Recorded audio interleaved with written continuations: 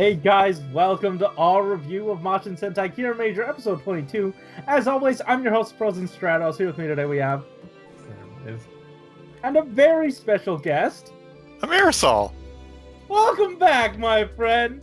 We're gonna be reviewing, like I said, episode 22 of Kiramager, and then we're gonna dive into your guys' comments, and then after that, we're gonna end it. I forgot the order of things here. We're just gonna get into our thoughts right now. I thought this was, obviously this is a Sakamoto episode, and for some reason it felt like an even more elevated Sakamoto episode, like movie tier. Alex, you had expressed as much over the course of the watch along, and it was just excellent the whole way through. Yeah, for someone who watches a bunch of crappy anime with like very limited budgets, when I see stuff like that, I'm very concerned for the rest of the series. I'm just like, that's 4 episodes worth. Like, what are you gonna do? Like, use like stick figures in the next episode? Like, not even hire the actors? Like, this was a beautiful episode. Like, it's always, in Loop-Hat they started using that 3D, not 3D, like the 360 stuff, and it never really clicked with me. But then you just put it in Sakamoto's hands and he's like all over it. Like, he captures exactly the right amount of action, and he knows how it's gonna. I don't know how he knows, but like, it looks flawless each time. I think it might have to do with like in Loop-Hat it was used a lot, whereas in Kiramager it's used sparingly and it's used just enough. Also, special effects really help. That's true. Lots of special effects in this episode. But my whole thing is, like, you have to track all that all the way through, and you got to get all of that right, and the distortion of the 360 camera right, and they did.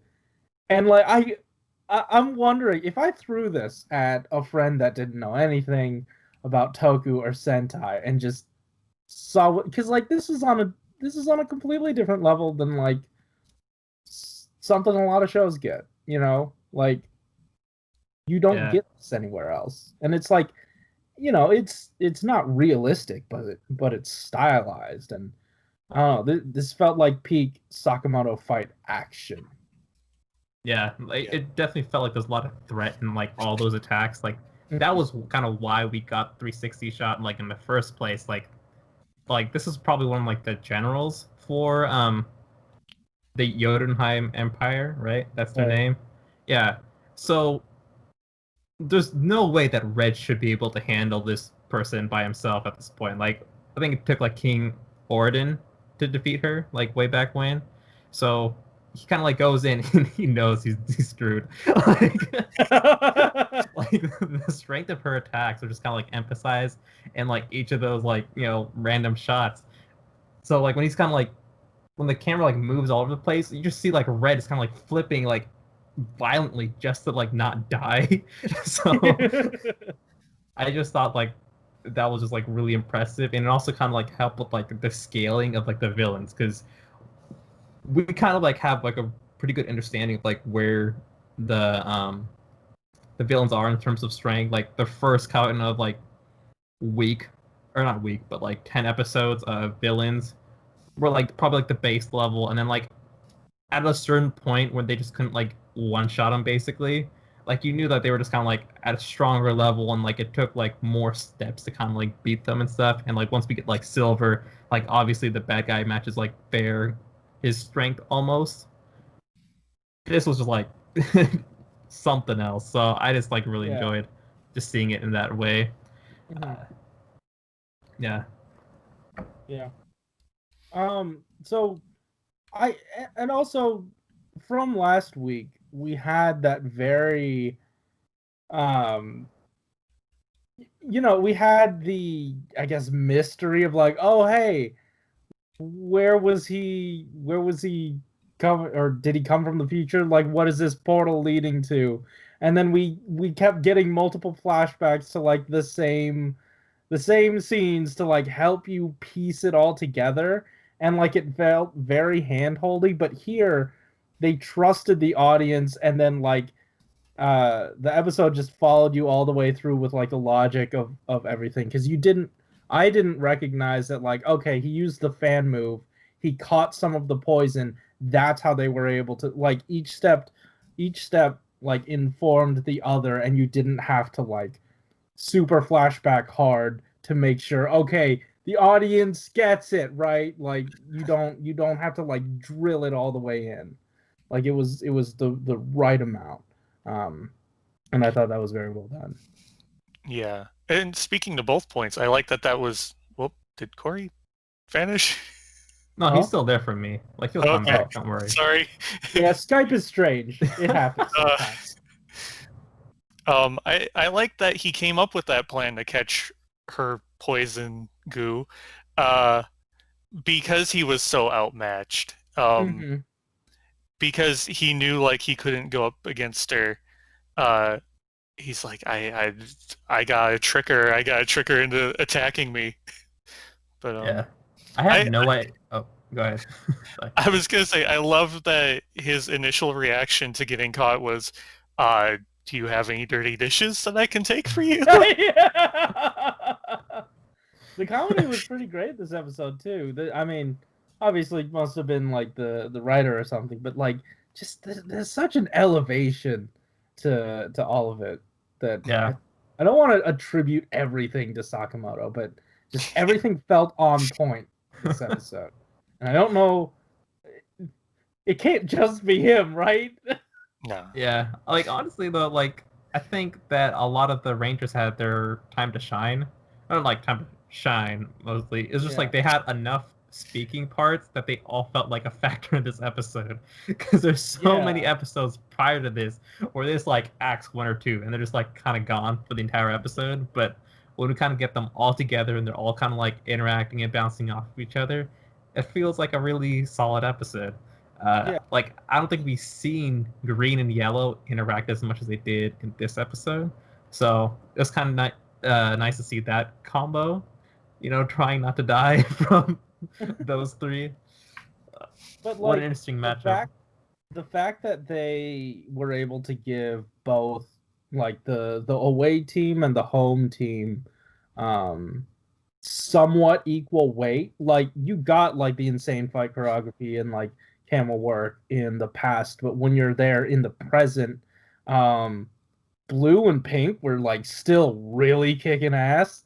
And Silver fought to his last breath to basically do what Abishina told him to. Or like, you know, fulfill the promise. What's wrong with you? Why are you laughing? You know how like during crossover movies, that's where like Sakamoto kind of like takes over and is like a superstar in, right? And like Yeah. the format of this episode reminded me a lot of a crossover. There's like an A and a B team. They're usually in different worlds doing different things, and like they both have a good amount like of screen time to like shine together.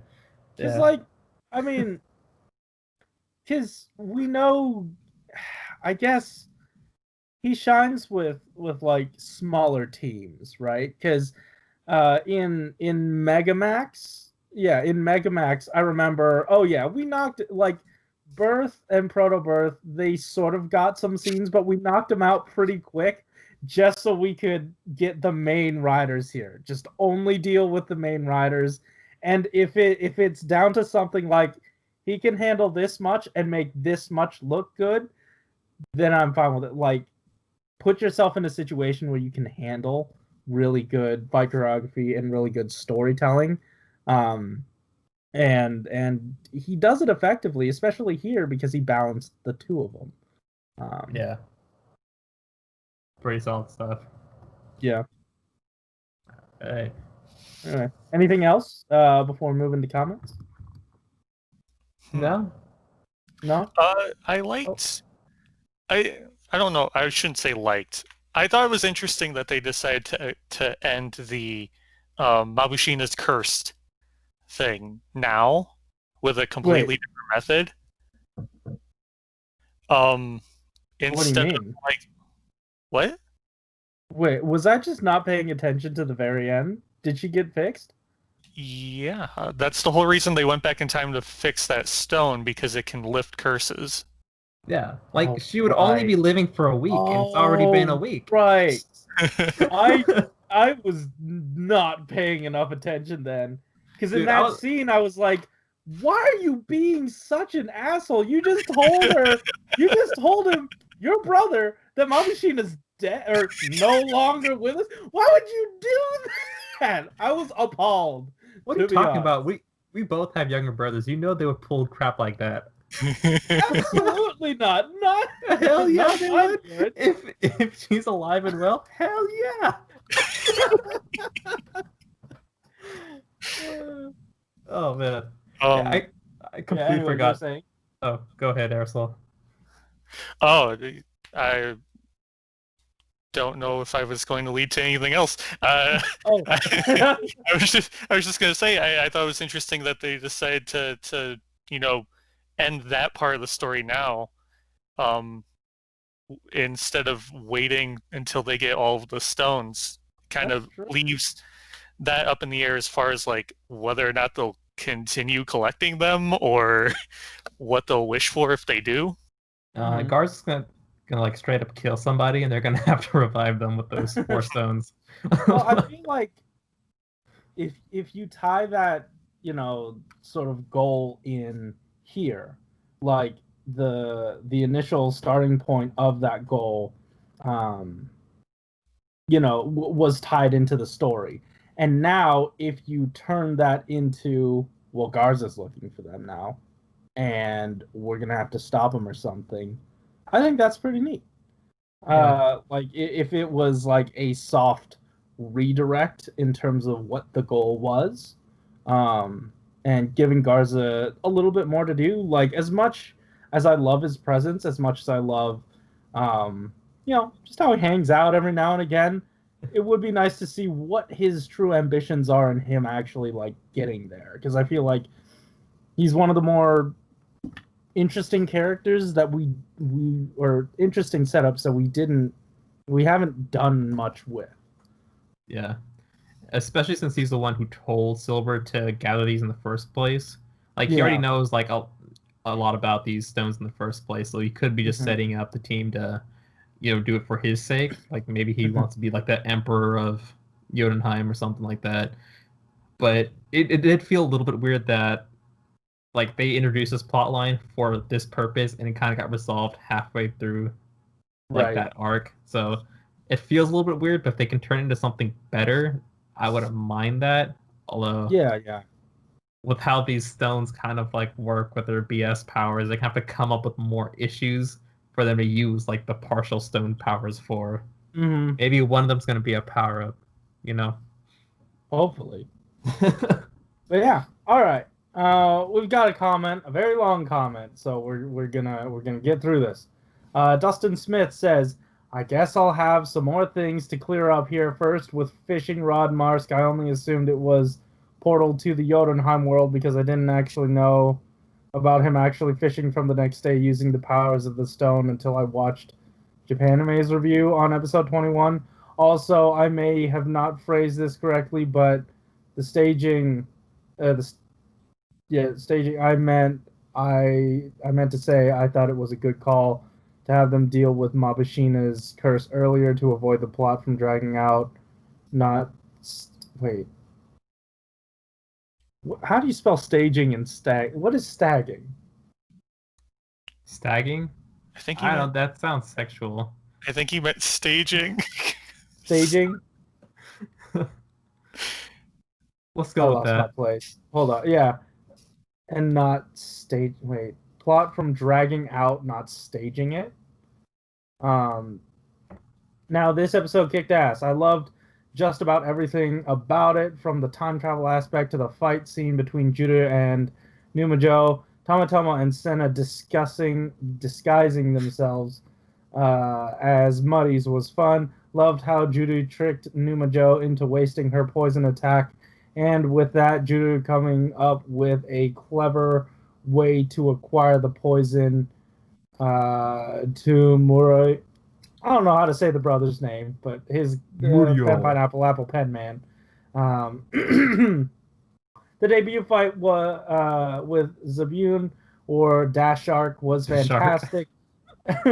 I know some people I might question how we've had mostly a vehicle theme with Zords, and with the addition of Zabun seems more animal hybrid than the others. Well, the answer to that is quite simple. Cars mainly serve as a base to the Zords of the series, but the theme of the series isn't necessarily cars. It's crystals and anarchic imagination. Think Tokuger without the restrictions to all the Zords having to be trains, because that was Tokuger's theme. Also, I'm interested in what they do with Minjo, Numajo's twin sister. We didn't see her get destroyed in the flashback, so it's possible that we might see her later in the series. I'm looking forward to learning more about the Queen of Crystalia, Mabushina's mother, in the next episode. Mashin Sentai Kiramager is awesome. That was an awesome comment, dude. Yeah. Very lengthy. You got the good length. You can write, man. Of excellent girth. I forgot that they brought back Mabushina's mother. Personally, I think that the suit is hideous. So I am dreading next episode. The face and the hair is hideous. The rest of it is fine. The rest of it is like Mabushina, but like the hair and like the eyes just being like the prominent thing that we look at. Not feeling it. Not feeling it at all. Yeah. Anyway, did you guys have anything else before we get the hell out of here? No, just a really good episode. Yeah, absolutely. So guys, thanks for watching. If you like this episode, hit that like button and subscribe if you want to hear more from us each week. Tell us in the comments down below what you thought about our thoughts about your thoughts about this episode. And then also there's still links in the description down below to how you can help support the Black Lives Matter movement by donating money, signing petitions, whatever you do, as long as you do it, it absolutely helps. Guys, thanks for watching. Keep it juicy. Yep, see ya. Bye. I saw your face, Alex. You got confused by the bye again. Yeah, I was like, yeah. You really emphasize it. It's weird. Yeah, like, yeah. bye, like, oh, See, okay, bye. Yeah. That's what I do when I'm running out of breath. So I get the last burst of it out. So